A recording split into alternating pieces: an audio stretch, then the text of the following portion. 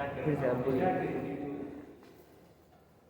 LC oscillation में we have to study what is the LC oscillation, how the energy oscillates between the capacitor and the inductor.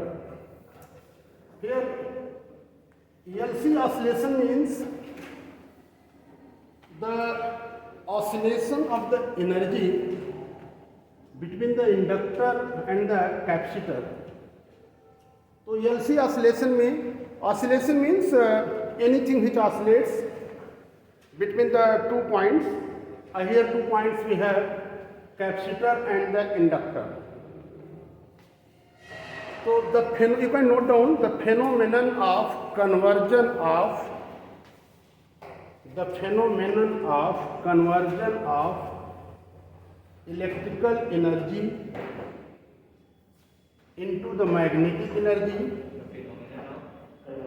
conversion of electrical energy into magnetic energy, and the magnetic energy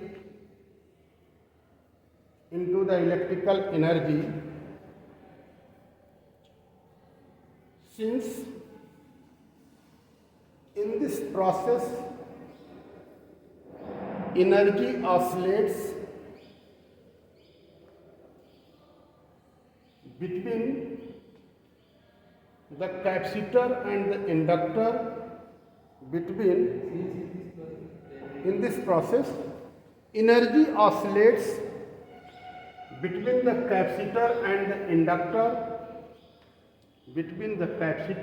and the inductor, So this phenomenon is known as the LC oscillation.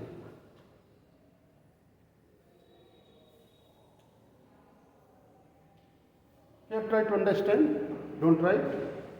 Here capacitor you know that it has the electrostatic energy, and when it is fully charged, if it is fully charged, it is positive plate, this is the negative plate.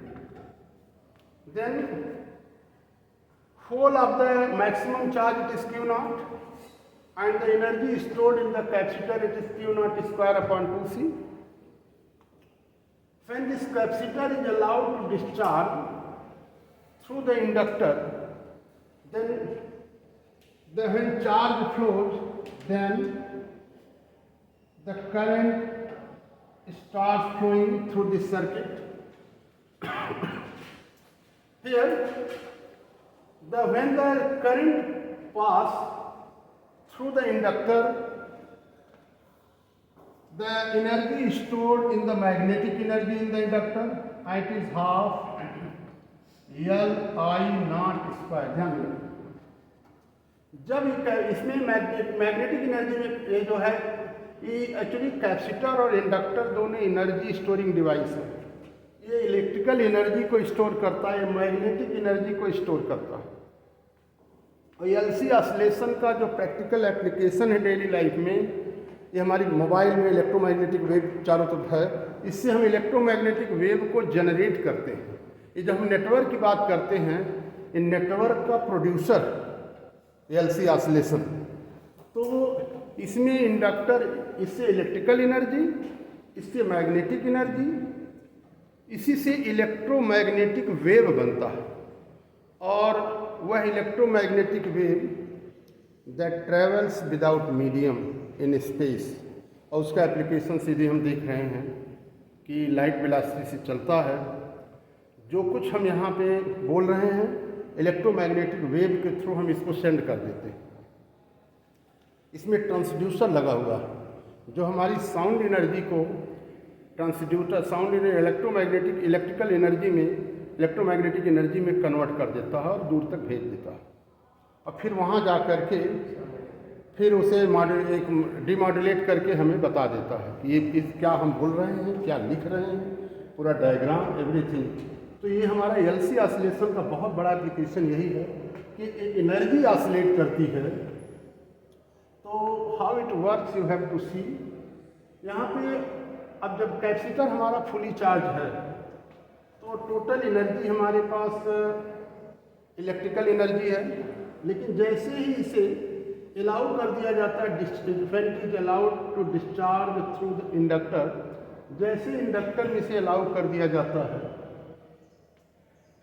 Then this electrical energy starts storing into the form of the magnetic energy.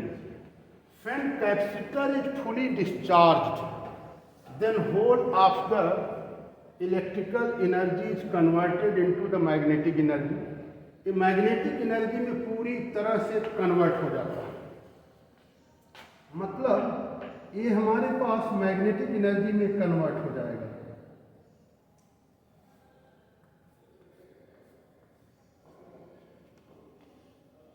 Half, ये तो पूरा zero, ये पूरी capacitor, इसके बीच का potential difference इसमें zero हो जाएगा, कोई पोटेंशियल डिफरेंस नहीं। और हाफ एल आई स्क्वायर पूरी तरह से हमारा मैग्नेटिक एनर्जी में ये यहाँ पे स्टोर हो गया। When the capacitor is fully discharged and the flux is maximum in the inductor, at that instant the flux starts decreasing. अब जब इधर जीरो हो गया तो फ्लक्स इधर घटना चाहेगा, लेकिन according to Lenz law it opposes the decrease of flux. Flux के डिक्रीज का पहले क्या करता है, जैसे यहाँ से करंट फ्लो चार्ज यहाँ से डिस्चार्ज होना शुरू हुआ, जैसे जैसे करंट हमारा जीरो से आई नॉट बढ़ना शुरू होगी, ये तुरंत अपोज करेगा, लेकिन अपोज करते हुए धीरे धीरे धीरे धीरे ये अपने में स्टोर करना शुरू कर रहा है। जैसे ही पूरी तरह से ये डिस्चार्ज हो जाएगा, whole of the electrical energy is converted into magnetic energy. अभी हमारी मैग्नेटिक एनर्जी में कन्वर्ट हो गया, half L I naught square, ये हमारी मैग्नेटिक एनर्जी। अब जैसे ही पूरी तरह से डिस्चार्ज हो गया, at that instant the flux starts decreasing. अभी फ्लक्स घट करके इधर जाना चाहेगा, लेकिन लेंज लॉ कहता है कि it opposes the decrease of flux, ये चेंज का विरोध करता है लेंज लॉ। तो Lenz law opposes the decrease of flux and as a result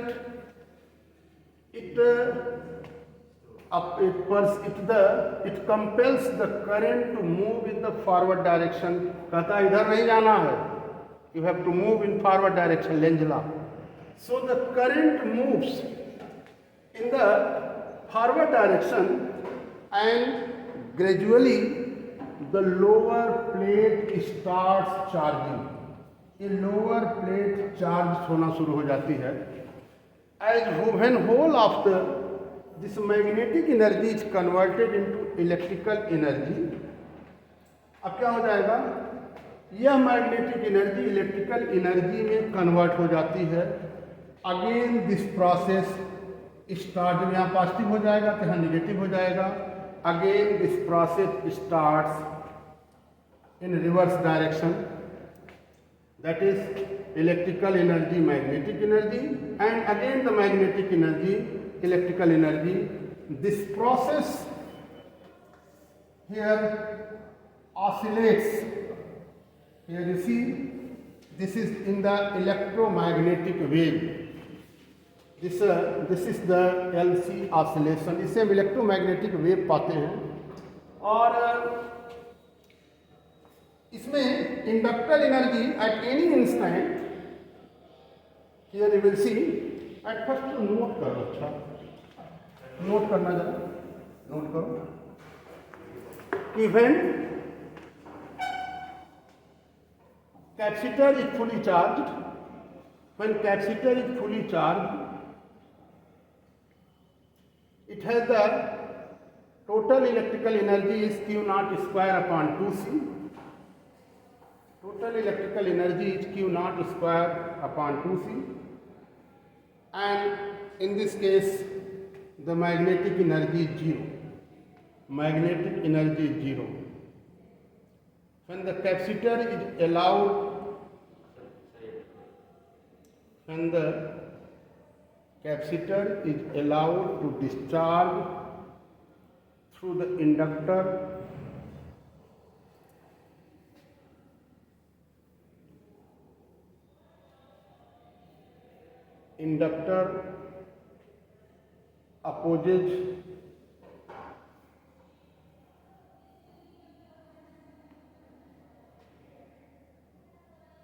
opposes the increase of current.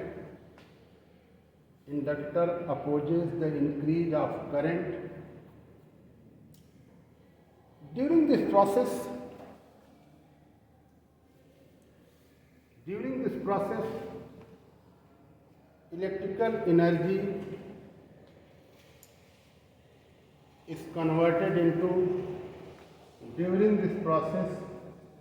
electrical energy is converted into magnetic energy. During this process, electrical energy is converted into magnetic energy.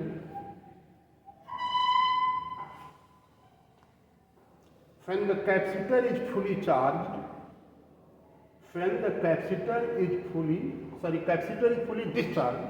When the capacitor is fully discharged,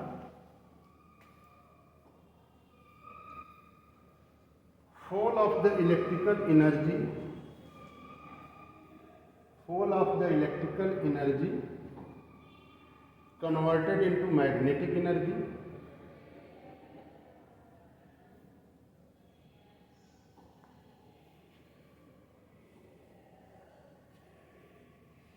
Magnetic energy The total magnetic energy is half Li naught square.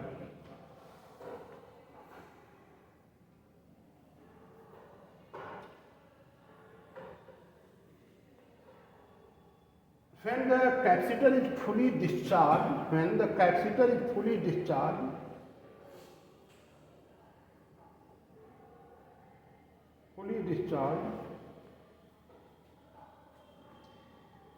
the magnetic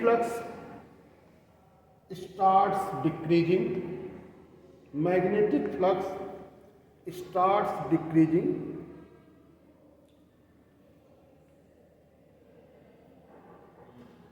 But according to Lenz's law,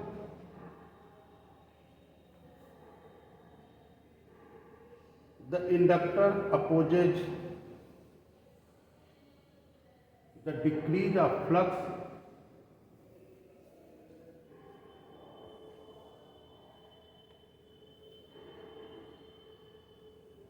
and induces the current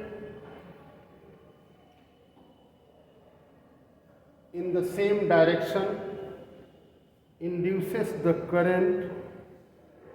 the same direction,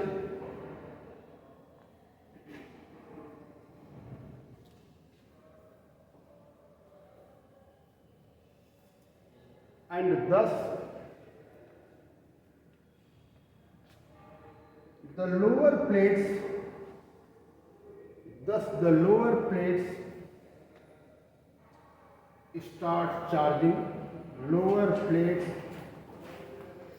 start charging.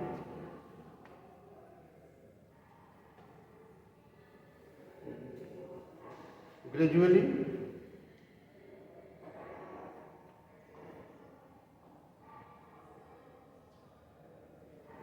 When the whole of the magnetic energy is converted into electrical energy,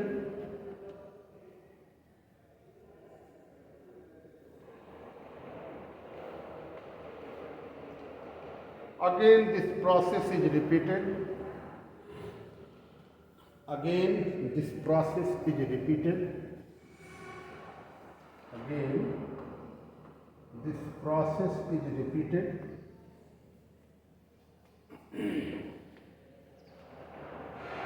That is, electrical energy starts converting into magnetic energy, electrical energy starts converting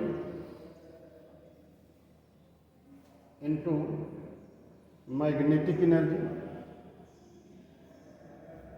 starts converting into magnetic energy, and the magnetic energy into the electrical energy.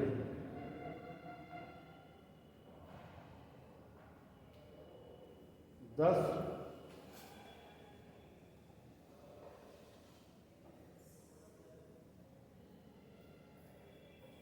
the energy oscillates between the capacitor and inductor. Thus, the energy oscillates between the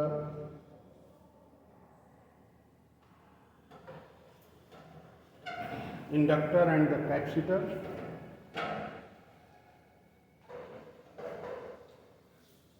This is the region, this is known as, this is the region, it is known as LC oscillation. It is known as LC oscillation. वो जो पहले जो charging के वक्त capital charge होता है तो उसका साइन का दोबारा साइन चेंज जाएगा क्या जब इंडक्टर को चार्ज हाँ पोलैरिटी, हाँ जिधर इधर करंट जाएगी, इधर से होता क्या एक्चुअली कि करंट इधर से जाती है तो इलेक्ट्रॉन इधर से निकलता है तो ये प्लेट पॉजिटिव हो जाती है, और जब इधर से जा रहा था तो ये तो शुरू पॉजिटिव था ही, और इधर से तब इलेक्ट्रॉन जब इधर आएगा तो ये पॉजिटिव हो जाएगा और इधर निगेटिव हो जाएगा, यही प्रोसेस होता है। तो here you see,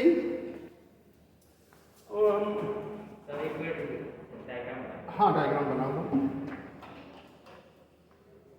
mathematical explanation देखते हैं, अच्छा क्या है mathematical explanation.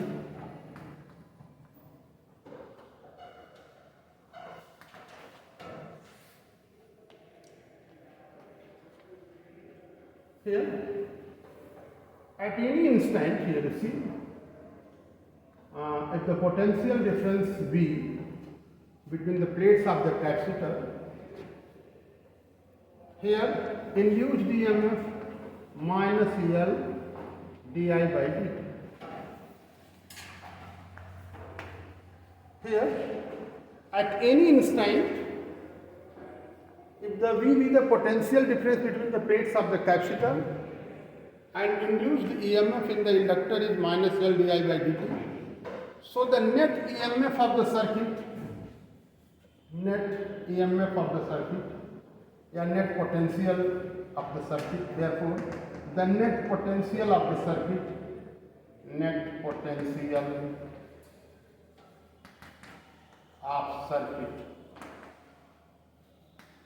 V minus L di by dt, it is equal to 0, is equal to IR कहते हैं, लेकिन रेसिस्टेंस कैपेसिटर में भी रेसिस्टेंस नहीं होता, इंडक्टर में भी रेसिस्टेंस नहीं होता। आइडियल केस में कैपेसिटर और इंडक्टर में रेसिस्टेंस जीरो होता नहीं, ये V minus L di by dt it is equal to IR, since R is equal to 0 लिखेंगे, R is equal to 0, so it is equal to 0।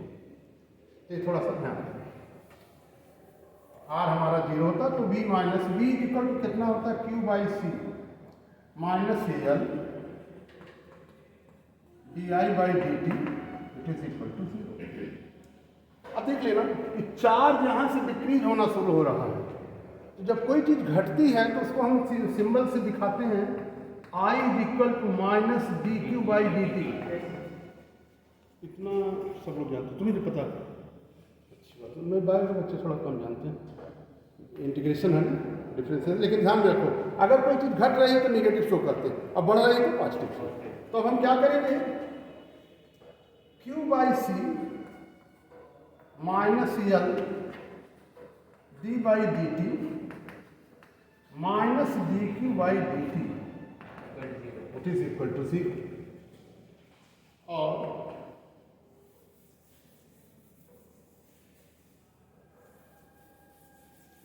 ये देख लें Q by C, minus minus plus हो जाएगा, it is Q by C plus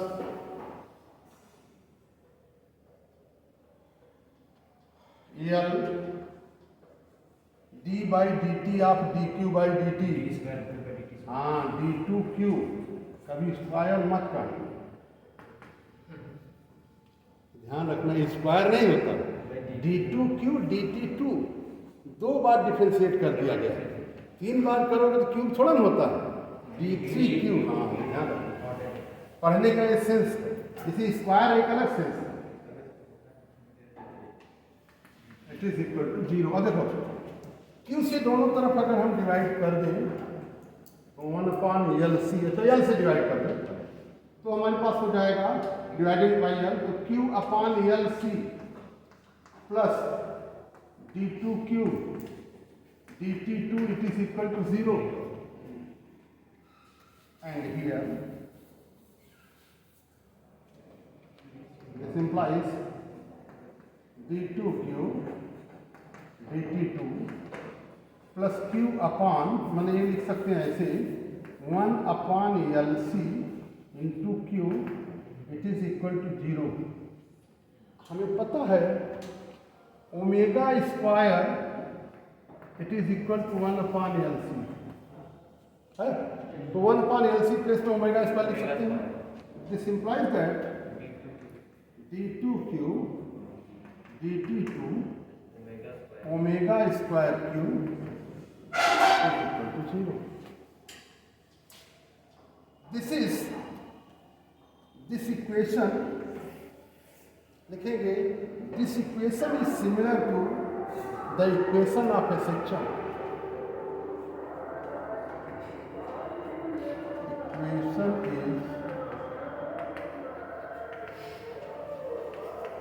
This equation is similar to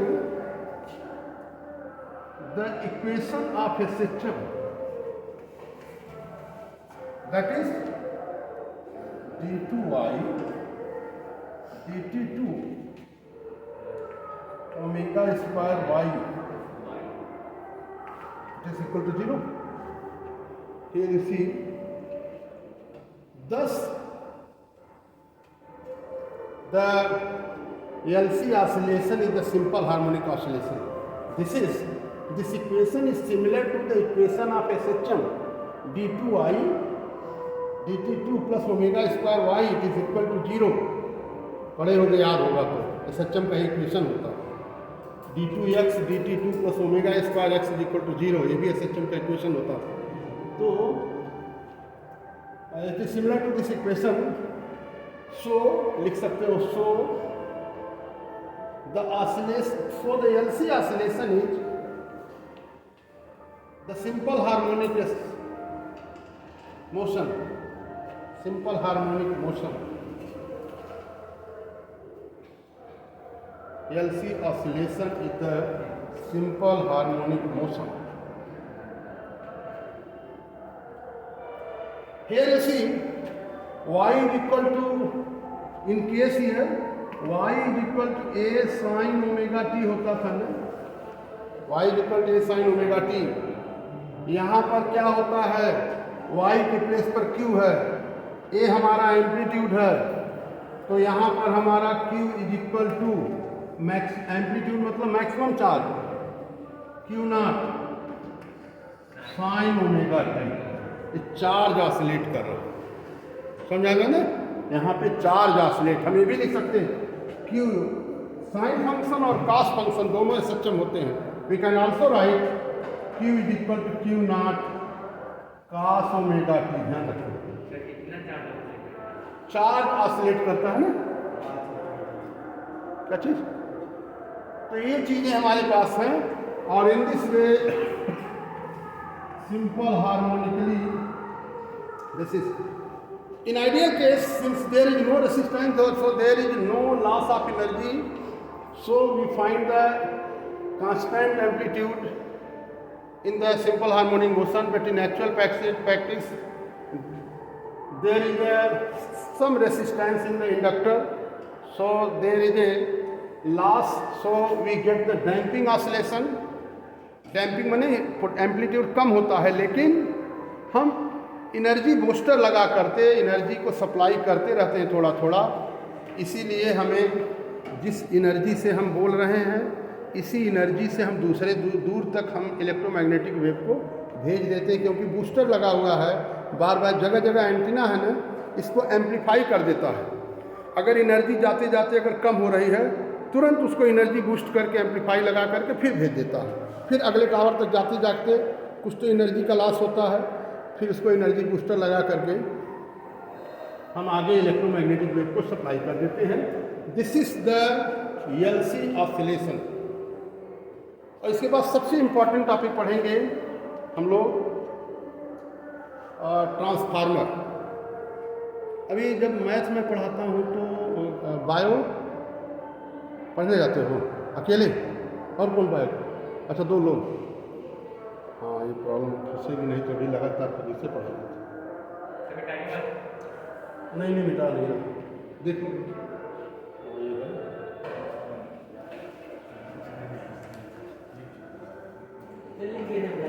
हो गया। इसके बाद मैं ट्रांसफार्मर पढ़ाता हूँ। ट्रांसफार्मर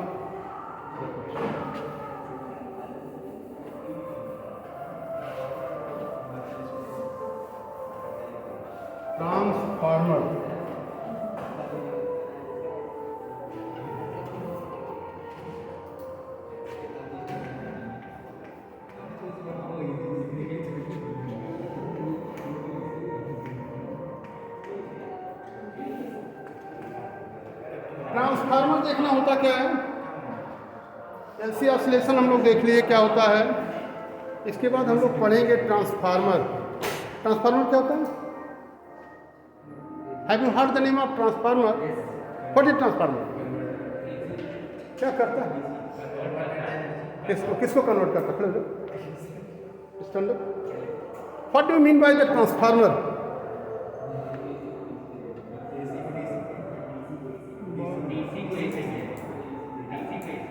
12th का बच्चा ऐसा बोलता है तो बड़ी शर्मनाक स्थिति बनती है, बहुत चिंताजनक स्थिति बनती है। अरे तुम तो फिजिक्स की हत्या कर रहे हो। Anyone knows about the transformer?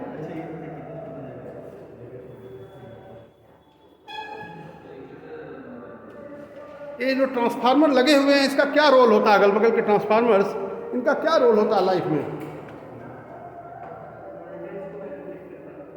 Voltage को ट्रांसफार्मर लो वोल्टेज को हाई वोल्टेज करता है और हाई को लो करता है। ध्यान में रखना, transformer is a device which converts low voltage to high voltage and high voltage to low voltage। यह ट्रांसफार्मर जब लो वोल्टेज को हाई में करता है इसे स्टेप अप ट्रांसफार्मर कहते हैं, और जब यह हाई वोल्टेज को लो करता है तो स्टेप डाउन ट्रांसफार्मर कहते हैं। ये जो हमारे अगल बगल के ट्रांसफार्मर सारे स्टेप डाउन ट्रांसफार्मर जो लगे हैं, क्योंकि 11,000 वोल्ट पे बिजली चलती के आती है और हमारी जो ये डिवाइसेस हैं इलेक्ट्रिकल सब 220 वोल्ट पे रन करती है। तो ये जो है 220 वोल्ट पे रन करती हैं, तो ये क्या करता है, इस 11,000 वोल्ट को 220 वोल्ट पे स्टेप डाउन करता है। इसका फायदा क्या होता है जरा देख लेना। ट्रांसफार्मर, तो transformer is a device which converts high voltage to low voltage and low voltage to high voltage. जरा देख लेना जरा इसका रोल क्या है।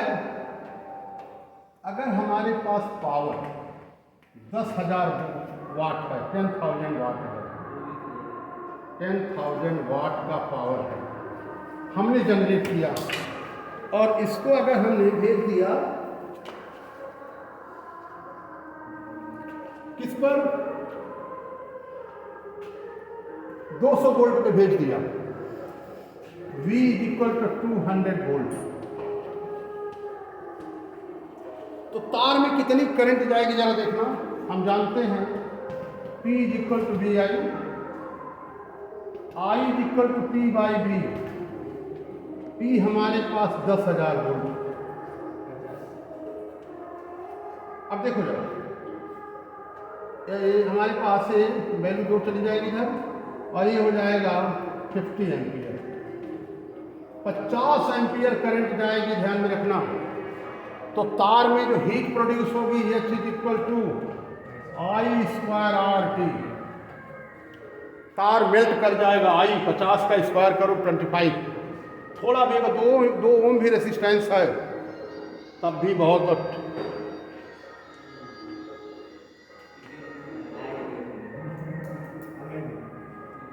टाइम अगर थोड़ा भी 2 सेकंड के लिए भी है तब भी बहुत हीट पैदा हो जाएगी। प्रॉब्लम क्या होगी, यहाँ से दिल्ली भेजना है हमें करंट को, बिजली प्रोड्यूस शक्तिनगर करता, दिल्ली बिजली भेजी जाती दिल्ली। पूरा का पूरा तार यहाँ से यहाँ, या तो बहुत मोटा तार लगाना हो, अदरवाइज डैमेज हो जाएगा। इतनी हीट पैदा होगी, तार मेल्ट कर जाएगा। क्या करते हैं, 1,32,000 वोल्ट पर यहाँ से भेजा जाता है। हम मान लेते हैं इसे 10,000 वोल्ट पे भेज दिए। जरा देखो, अगर हमने क्या किया, स्टेप अप ट्रांसफार्मर लगा करके इस 10,000 वाट को हमने किस वोल्ट पे भेज दिया, 10,000 वाट पर भेज दिया।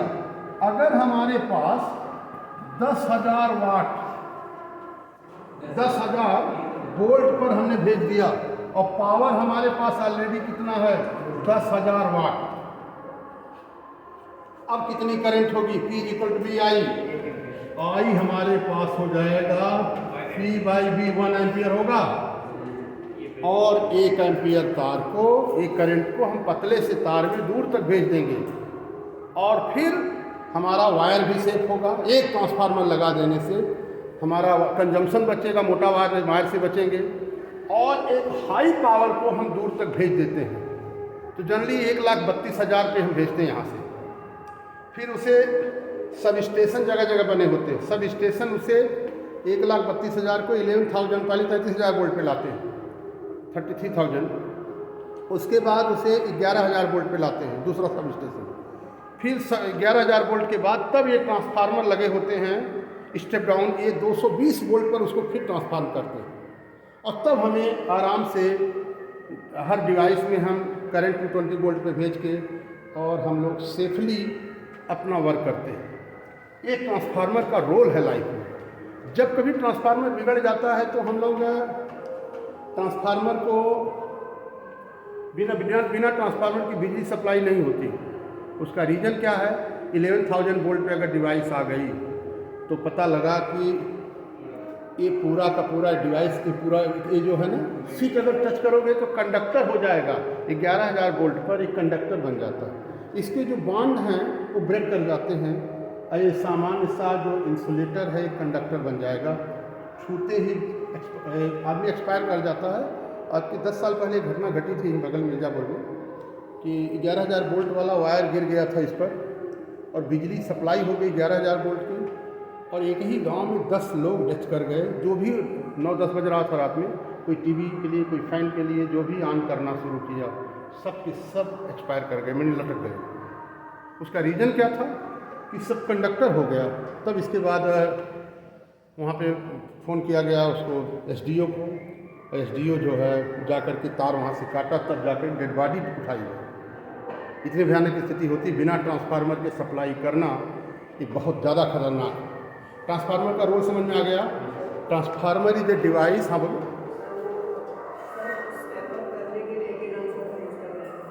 स्टेप अप, हाँ तो नहीं स्टेप डाउन, क्योंकि वो जो है स्टेप डाउन 1,32,000 नहीं, तो उसके लिए बहुत हाई वोल्टेज, बहुत हाई पावर का कॉइल वेल चाहिए। तो इस नाते एक बार में स्टेप पे करते हैं। तो अगर डायरेक्ट यहाँ से बिजली पैदा होती है यहाँ, अब भेजना है दिल्ली, ये शक्तिनगर इसलिए है ना कि शक्ति पैदा होती है, पावर पैदा होती है। शक्ति पावर है, मतलब क्या पावर है, मामूली पावर है कि कितना भी ताकतवर कोई हो उस पावर को टच कर ले फिर छूने लायक नहीं रहेगा। तो ये पावर है ना। अब इस पावर को हम सीधे दिल्ली सप्लाई कर देते हैं एक तार से, पतले से तार से। यहाँ लाखों वाट का पावर, हमने 10,000 की बात किया, मेगावाट में भेजा जाता है, मेगावाट। अब मेगावाट की पावर, मेगा में 10 पावर 6 वाट, इतने वाट को हम भेजते हैं कहाँ पे, जलही तक। पतले से तार में क्या करते हैं, 1,32,000 पे भेजते हैं। 1,32,000 पे कितना भी पावर कर देते हैं वो कम हो जाता है, वो माने 2-3 एम्पियर में करंट बन जाती है। और उस जो पतला सा तार होता है उसको बहुत ऊंचाई से जो भी दिल्ली भेजा जाता है या दूर तक, उसका अलग खंबाए जो है लोअर यहाँ पे होते हैं नीचे, लेकिन वो बहुत ऊंचाई पे होते हैं, उसको कोई टच नहीं कर सकता। उसको देखे होंगे, बहुत हाई वोल्टेज जो होता है बहुत ऊपर जाता है, उसके अगल बगल 1 मीटर तक इलेक्ट्रोमैग्नेटिक वेव जनरेट हो जाती है। अगर ट्यूबलाइट ऐसे ही रहती तो जल जाती है, उसके अगल बगल बहुत ज़्यादा बहुत हाई इलेक्ट्रिक फील्ड होती है, वहाँ जनरेट होती है। तो होता क्या है, ये हमारा ट्रांसफार्मर, बात समझ में आई? तो ये हमें इसी ट्रांसफार्मर का हमने इम्पॉर्टेंस बताया। अब क्या होता है transformer? Low voltage and low voltage to high voltage. हाँ, ध्यान रखें। हाँ, नहीं 12th का बच्चा अगर बोल दे AC से DC में कन्वर्ट करता है तो बड़ी बड़ी शर्मनाक स्थिति होती है। हाँ, क्योंकि उन्हें ट्रांसफार्मर खतरा पक्का है, फिजिक्स की हत्या भले न हो, ट्रांसफार्मर की हत्या। तो ये चीज़ें हैं। तो ट्रांसफार्मर का एक इम्पॉर्टेंस हमने बता दिया कि ये वो डिवाइस है जो हाई वोल्टेज को लो वोल्टेज में कन्वर्ट करती है और लो वोल्टेज को हाई वोल्टेज में। जब वोल्टेज को लो करते हैं तो करंट बढ़ जाती है। ये जो वेल्डर होते हैं ना, वेल्डिंग करते हैं ना, ये स्टेप डाउन ट्रांसफार्मर लगा करके ये वोल्टेज को लो कर देते हैं तो करंट बहुत बढ़ जाती है। और करंट जब बहुत बढ़ जाती है H=I²RT, हीट पैदा होती है। हीट पैदा कर देते हैं तो वो मेल्ट कर जाता है, जो एक राड लगा करके वेल्डिंग करते हैं। और उससे क्या होता है, हाई करंट जनरेट होती है। और हाई करंट जनरेट होने से जिस रेशियो में वोल्टेज बढ़ता है उस रेशियो में करंट कम होती है, उसी रेशियो में। अभी हम लोग इसको स्टडी करेंगे। और जिस रेशियो में वोल्टेज घटता है उसी रेशियो में करंट बढ़ जाता है। तो law of conservation of energy का लॉस नहीं होता, वो वायलेट नहीं होता, ये भी ध्यान रखना। तो ये चीज़ हमें जानना है। तो अभी ट्रांसफार्मर पर हम लोग डिटेल में भी इसके बाद वाले में स्टडी करेंगे, क्योंकि अब इसके बाद आधा इस वीडियो में रहेगा, आधा उसमें, तो थोड़ा सा ठीक नहीं रहेगा भेजने में। तो इस नाते अभी तो टाइम हो गया है, लगभग जाना भी है हम लोग बायो में। इसी बीच मैथ पढ़ा देता हूँ, फिर आओ तो तुरंत ट्रांसफार्मर और जनरेटर बस खत्म करता हूँ। ठीक है, ट्रांसफार्मर समझ में आ गया सबको? इसका इम्पॉर्टेंस यही स्टेप। ट्रांसफार्मर शुरू कैसे जाता है? क्या ट्रांसफार्मर शुरू कैसे जाता है? नहीं तो ट्रांसफार्मर नहीं, गाँव साइड में ट्रांसफार्मर